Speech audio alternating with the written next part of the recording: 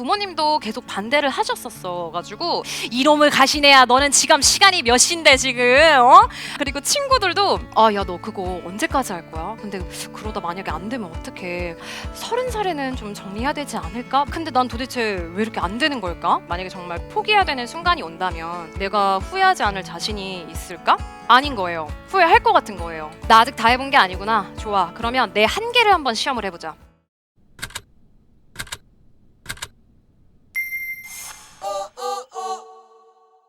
틈만 나면 뭐 하세요? 일상을 즐겁게 바꾸는 일상 비일상의 틈에서 세상을 바꾸는 시간 15분을 만나보세요.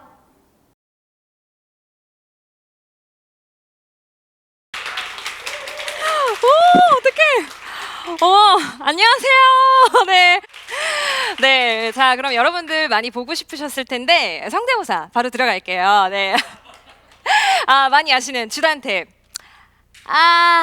내가 진짜 미치겠다. 아직도 세바시 강연 보는 버릇을 못 고친 거야? 뭐? 오늘 스봉만이 나온다고? 그러니까 내가 오늘 강연 상당히 설레는 것. 아직 안 끝냈어요, 여러분. 박수 아직입니다. 한별아, 엄마가 뭐라고 그랬어? 오늘 너가 세바시 강연 놓치면 콩쿠르 자격까지 잃는다는 걸 몰라서 그래? 강연 당장 진행시켜. 네. 아무래도 많은 분들께서 저를 성대모사를 통해서 좀 알게 되신 분들이 많아서 제가 이렇게 첫 시작을 좀 꾸며봤고요. 제가 여러분들께 여기서 질문을 좀 하나 드리고 싶은 게 있는데요. 혹시 여러분들 요즘 MZ세대 친구들이 쓰는 말 중에 가장 많이 쓰는 거 혹시 아시는 거 있으신가요? 어쩔 TV 맞아요. 어쩔 TV, 저쩔 TV 이런 거 있죠. 제가 아는 것 중에 하나는 바로 오히려 좋아라는 말인데요. 들어본 적 있으세요 혹시? 있으세요? 있으신가? 여기도 있으신가요? 있다고 또 해주시네요. 저도 이거를 제가 스걸파 보면서 거기에 이제 뉴니온이라는 친구들이 되게 좀 어려운 경우가 많았었는데 막 오히려 좋아, 오히려 좋아 하면서 막 그런 말들을 쓰더라고요. 근데 그 모습이 제가 봤을 때 되게 멋져 보였었어요. 제가 이 얘기를 왜 드렸냐면 바로 제 오늘의 강연 주제하고도 조금 이제 연관이 있습니다. 왜냐하면 여러분들이 보시기에는 저의 인생이 마치 되게 꽃길을 걷는 것처럼 마치 뭔가 이렇게 성공한 것처럼 보이지만 사실은 꼭 그렇지도 않습니다. 저의 10대, 20대는 사실 정말 가시밭길이었었거든요. 그런데 저는 오히려 그게 저한테는 오히려 좋았거든요. 그래서 그 이야기를 해드리려고 해요. 제가 우선 10대 시절을 한번 좀 이야기를 해보자면은 저는 사실 가정 환경이 굉장히 많이 어둡고 안 좋았었어요. 그래서 아버지가 되게 엄하고 좀 무서우신 편이었는데 우리가 흔히 생각하는 좀 이렇게 엄한 거에서 좀 더 엄하고 근데 그거보다 좀 엄해서 제가 좀 어린 나이에는 감당하기 힘든 그런 시기였는데 뭐 어떤 날에는 제가 뭐 늦은 저녁 시간에 급히 교복을 챙겨서 밖으로 나가는 경우도 많았고요. 그리고 친구 집이나 뭐 아랫집, 옆집 등을 전전하면서 이러지 않기로 했는데 며칠 막 피해 있기도 하면서 좀 저한테는 어두운 그런 시간들이 꽤 지속되었었습니다. 그치만 되게 제가 너무 어렸고 사실 중학생이라 할 수 있는 게 많지 않았어요. 학교 가는 것밖에 없더라고요. 근데 그런 와중에 학교에 가면 그래도 이제 친구들이랑 막 웃으면서 놀고 막 떠들고 또 제가 막 웃기는 거 보여주면 막 웃어주고 뭐 이럴 때 그때 저한테는 되게 한 줄기 빛과 같은 그런 희망 같은 좀 희열과 해방감을 좀 느꼈어요. 그렇게 저는 학교 가는 시간이 저한테는 굉장히 좀 행복했습니다.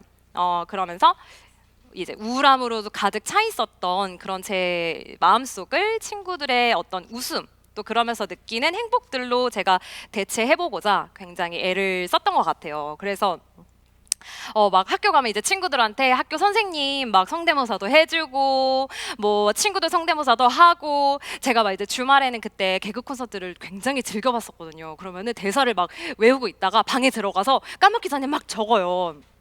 그 당시엔 제가 이 갸루상이라는 혹시 혹시 아시는 분 있으신가요? 뭐 짧게 막 야, 너네 혹시 저번 주에 개콘 봤어? 내가 보여줘볼까? 한번 해봐, 봐봐, 나 봐봐. 이런 다음에 안녕하십니까, 저는 갸루상이분이다. 이러면 갸루상, 너 오늘 학교 입학했는데 입학하자마자 가장 하고 싶은 게 뭐야? 저는 자퇴를 하고 싶습니다.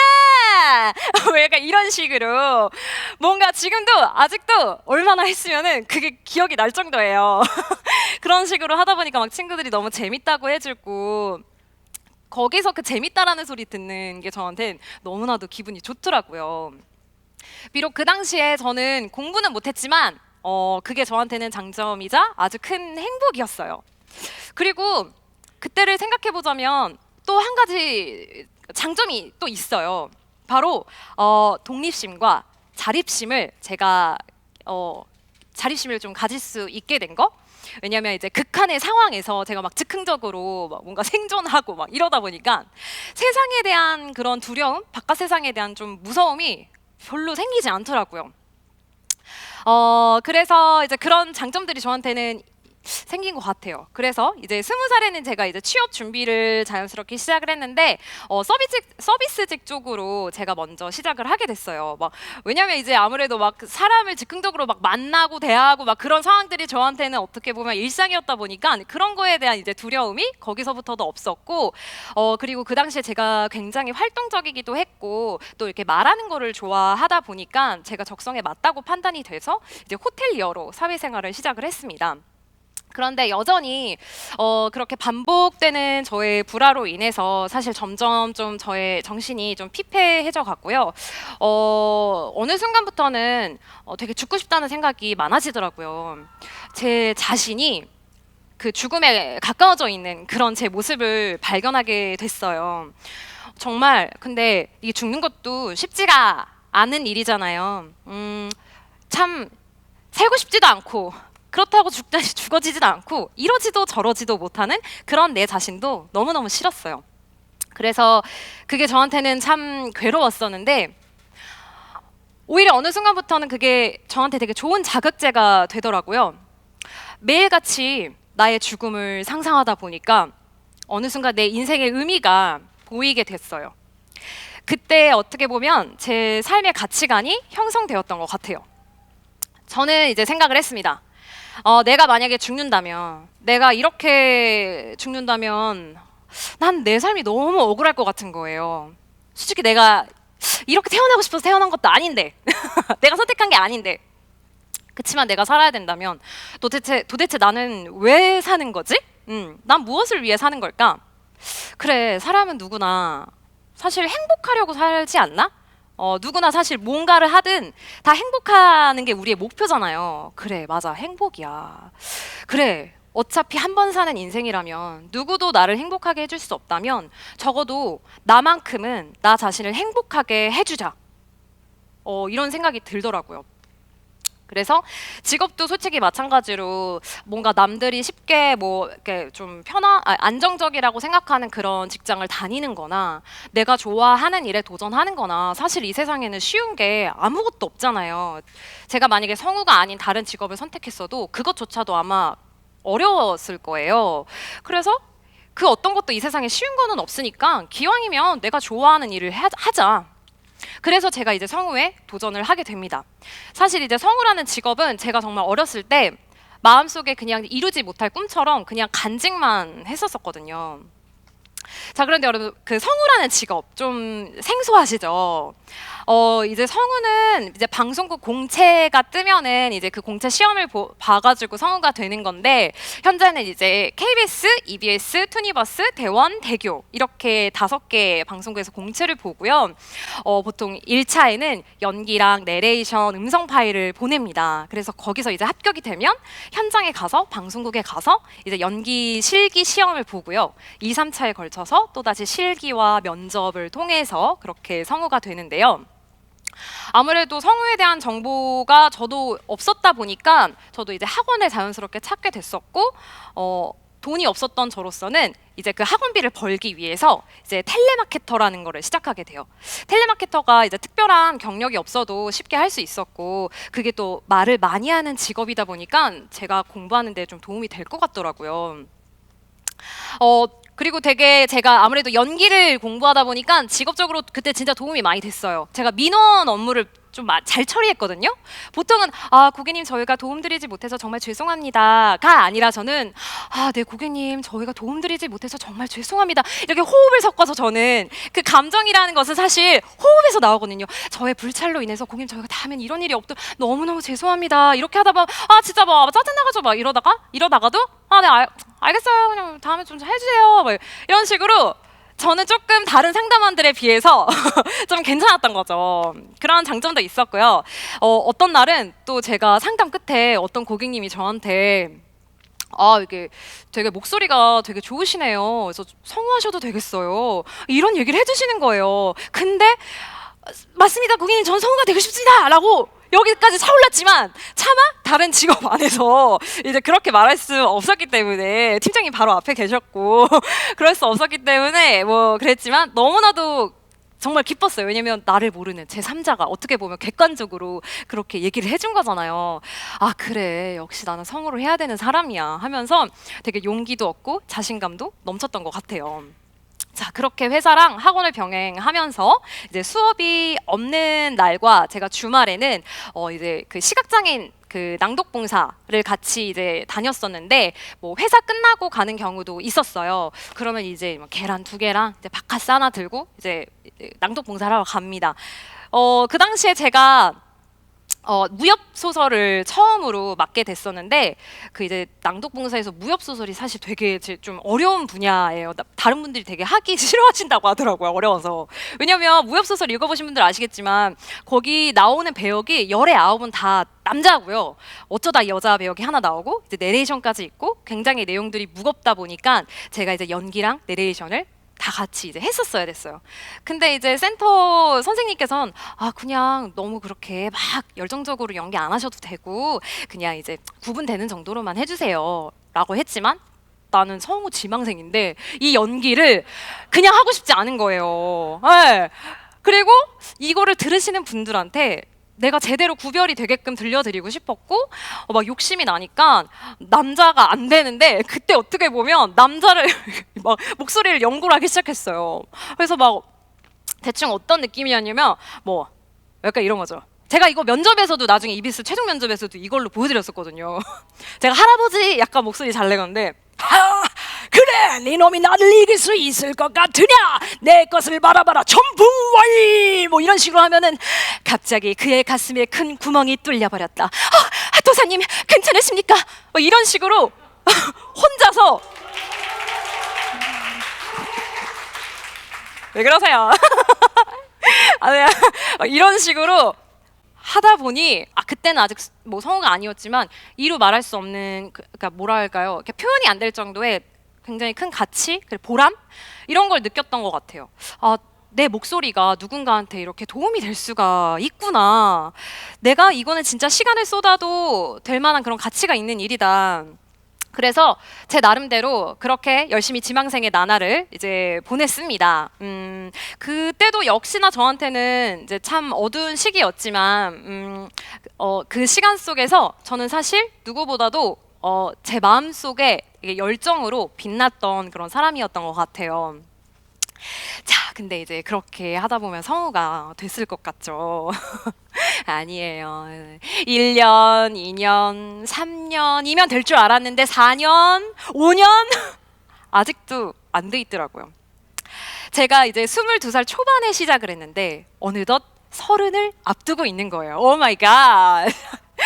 자, 이제 그쯤 되니까 주위의 친구들은 얼마를 모아가지고 뭐 결혼은 어떻게 할 것이며 결혼 자금을 뭐 얼마를 모았고 막 이런 얘기를 하는데 저한테는 공감도 안 될 뿐더러 뭔가 이 친구들이 인생의 막 다음 단계를 얘기하고 있는 것 같은데 아직 나는 직업적으로 내 직업이라는 걸 가지지도 못했는데 뭔가 막 뒤처지고 있는 것 같은 거예요. 심지어는 이제 부모님도 계속 반대를 하셨었어 가지고 제가 몰래 이제 초반에는 나 성우 하겠다라고 해놓고서 나중에는 계속 안 되니까 관뒀어라고 이렇게 거짓말하고 몰래 공부를 했었거든요. 정말 그때 정말 억울했던 게 이제 회사 끝나고 학원에서 열심히 공부하고 이제 11시에 와요. 그럼 엄마가 이놈을 가시네야 너는 지금 시간이 몇 시인데 지금 어? 아이고 이런 식으로 핀잔을 들으면서 근데 속으로는 나는 이제 나도 공부하다 온 건데 이런 얘기 듣는 거 너무 억울하고 그러면서 이제 주먹밥을 먹으면서 더 오기를 막 내가 반드시 성우가 되겠어 와 그랬었었죠. 더군다나 그리고 친구들도 야, 너 그거 언제까지 할 거야? 근데 그러다 만약에 안 되면 어떡해? 다른 사전책이라도 막 좀 준비해야 되는 거 아니야? 30살에는 좀 정리해야 되지 않을까? 막 이런 막 온갖 얘기를 들으니까 주변에서 점점 저를 조여오는 그런 느낌이 들었어요. 아니, 나는 나름 되게 열심히 진짜 나 좀 멋있다고 생각했거든요. 내 꿈을 위해서 이렇게 나아가고 있는 내 자신이. 근데 난 도대체 왜 이렇게 안 되는 걸까? 곰곰이 생각을 해봤죠. 그래, 사람들이 이제 뭐 서른이다 뭐다 얘기하면서 그렇다면 내가 만약에 이걸 지금 만약에 정말 포기해야 되는 순간이 온다면 내가 후회하지 않을 자신이 있을까? 아닌 거예요. 후회할 것 같은 거예요. 그렇다는 거는 내가 미련이 남았다는 건 내가 후회가 남고 미련이 남는다는 건 내가 아직 그 정도로 뭔가를 다 해본 게 아니구나. 사실 후회를 하더라도 진짜 미련이 없어야 되는 거잖아요. 왜냐면 그만큼 나한테는 소중한 꿈이었으니까. 그래서 나 아직 다 해본 게 아니구나. 좋아. 그러면 내 한계를 한번 시험을 해보자. 내가 어디까지 갈 수 있나. 남들이 소위 말하는 진짜 목에서 피가 날 정도로 한번 해볼까? 그래서 제가 이제 다니던 회사를 이제 그만두고요. 뭐 돈이고 뭐고 그런 것보다도 이제 시간을 더 이제 타이트하게 목소리로 채울 수 있는 그렇게 나날들로 보내기 시작합니다. 이제 카페 오픈 쪽 알바로 이제 하루를 조금 더 일찍을 시작해서 제가 학원비 벌 수 있는 정도로 이제 알바를 하고요. 그리고 이제 제가 소일거리로 녹음 알바도 조금씩 이제 했었고 마찬가지로 이제 주말이랑 평일 할 거 없이 다 낭독 봉사를 이제 갔었고 또 이제 학원도 마찬가지로 계속 나갔고 또 할 게 없으면 그냥 무조건 친구들이랑 같이 이제 잡았던 스터디룸 가가지고 뭐라도 하자, 뭐라도 읽자. 그리고 제가 체력 단련도 2~3시간씩 했어요. 그때는 그냥 체력 단련이라도 하면 이게 뭐라도 도움이 되겠지. 정말 막 뭐 이렇게 제가 막 어느 정도였냐면은 뭐 이렇게 공원에 가서 막 열심히 이제 막 운동을 합니다. 거 하면서 막 뛰면서 막 하고 쉬면서도 옆에 이렇게 정자에 할머님들 쫙 앉아 계세요. 그럼 거기 옆에서 어머니 할머님들이 무슨 얘기하지? 어떤 할머님들은 어떤 말투를 하실까? 가면서 또 그런 식으로도 공부하고 저 위에 할아버님들이 또 장기를 두시네? 거기를 한번 가볼까? 이런 식으로도 하고 제가 밥을 먹을 때도 신문지 펼쳐놓고 저는 주로 밥 먹거든요. 근데 밥을 먹다가도 뭐가 보이면 읽었어요. 저는 이제 볼일을 볼 때도 핸드폰 많이 보잖아요. 핸드폰 그냥 보지 않았습니다. 제가 그냥 혼자 뭐 뉴스를 읽어도 네 오늘 스봉만 이게 제가 연기한다 생각하고 그 시간을 그렇게 쓴 거예요. 네 오늘의 뉴스 전해드리겠습니다. 오늘 스봉만이 뭐 세바시 강연에 나온다고 합니다. 정말로 놀라운 일인데요. 뭐 한번 연결해 볼까요? 네 안녕하십니까. 여기는 세바시 강연에 나와 있는 스봉만 기자입니다. 이런 식으로 혼자서 그럼 엄마가 넌 도대체 화장실에서 뭐 하는 거냐고 빨리 안 나오고 그런 식으로 저는 제 진짜 눈에 닥치는 모든 것들을 다 그렇게 읽었고 제 삶을 목소리로 채워 나갔습니다. 그렇게 저는 정말 흔들릴 뻔했지만 제 마음의 그런 울타리를 제가 단단하게 만들어 나갔어요. 왜냐면 주변에서 자꾸 저를 막 자꾸 흔들었으니까. 근데 왜? 저하고 한 약속이 있잖아요. 나를 행복하게 해주겠다는 그 약속. 그거를 저는 성으로 증명을 해보이고 싶었어요. 그동안에도 저는 비록 시험은 수없이 떨어졌었지만 제가 어느 순간부터는 이게 결과보다도 과정을 즐기게 됐어요. 왜냐면은 혹여나 내가 성우가 안 되더라도 내가 정말 후회가 없을 것처럼 살고 있었거든요. 내가 선택한 이 삶과 과정 이 모든 건 다 가치가 있다고 생각을 했어요. 누구나 우리는 다 결과를 보지만 내 과정은 내가 잘 알잖아요. 거기에 가치를 두는 게 중요하다고 생각이 들었어요. 더 이상 그래서 결과가 중요하지 않게 됐습니다. 그랬더니 떨어져 있던 그런 제 자신감, 자존감 이런 것들도 점점 다시 생겨났습니다. 자, 그렇게 여전한 암흑기 28살의 김보미는요 그때도 역시나 전 가출을 한 상태였어요. 놀랍게도 아휴, 그랬지만 제가 이제 그런 상태에서 친구네 집에서 EBS 시험을 보았고요. 6년 만에 500대 1의 경쟁률을 뚫고 저는 합격을 하게 됩니다. 그리고 성우가 되어서 당당히 집으로 갔습니다.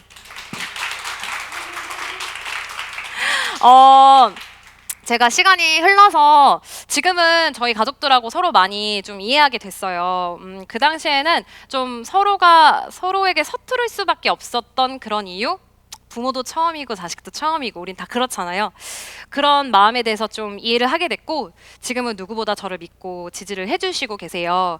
어쩌면은 그 시간 속에서 저 때문에 속상하신 시간들도 많으셨을 텐데 공부 잘하라는 얘기 없이 묵묵히 저를 좀 믿고 기다려 주신 것에 대해서 감사하다라는 얘기를 저희 부모님께도 꼭 드리고 싶어요. 이제 지금 생각해 보면요, 전 아직도 내가 그 시간을 내가 어떻게 버텼지 싶을 정도로 정말 사실 힘든 시간이었는데 그런 과거의 어떤 고난이 지금의 저를 만들었다고 생각을 합니다. 제가 죽음에 가까웠기에 제 삶을 똑바로 바라볼 수 있게 됐어요. 그래, 내 인생이 가시밭길이었지만 뭐 어때? 오히려 좋아. 덕분에 나는 강해졌으니까. 그래서 여러분들이 꽃길만 걷지 않으셔도 뭐 어때요? 그만큼 나의 인생의 진짜 행복에 대해서 생각해보고 고민해볼 수 있는 그런 기회라고 생각하고요. 저는 여러분들의 그런 가시밭길도 꽃길로 꼭 이어지시기를 바라면서 오늘의 강연을 마치도록 하겠습니다. 감사합니다.